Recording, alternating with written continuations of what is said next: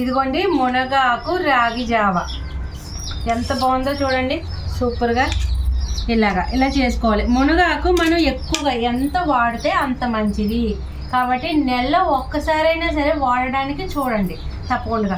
నేను కూడా మీతో పాటు ట్రై చేస్తాను, నెలలో ఒక్కసారైనా కంపల్సరీ వాడడానికి, అందుకని మీకు కూడా చెప్తున్నాను. చూడండి రాగి జావ నాకు కొంచెం పెరిగి వేసుకున్న తర్వాత గోరువెచ్చగా ఉన్నప్పుడు తాగడం నాకు చాలా ఇష్టం.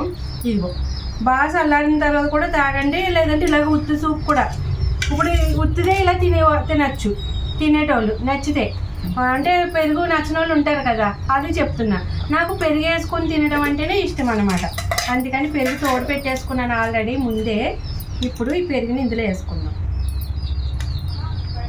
మనకి ఎన్ని పోషకాలు ఉన్నాయో ఇందులో, ఐరన్, విటమిన్ సి, చక్కగా అసలు మునగాకులో ఉన్న పోషకాలు తెలిస్తే మీరు విడిచిపెట్టరు తెలుసా.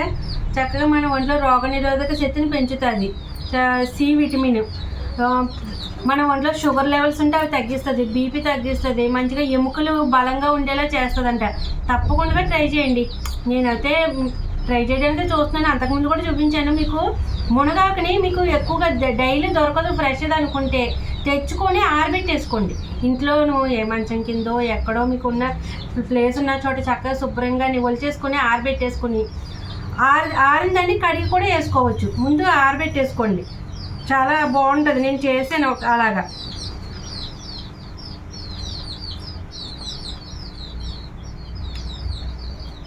ఎలా ఉంది?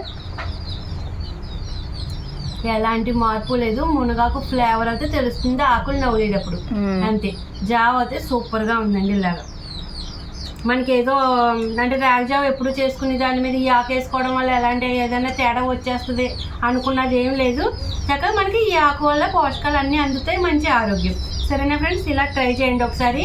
దీన్ని ఎలా చేస్తాను ఏంటనేది దీని ఫుల్ వీడియో కాదు, షార్ట్ వీడియోనే, దీనికి లింక్ పెడతాను చూడండి తప్పకుండా.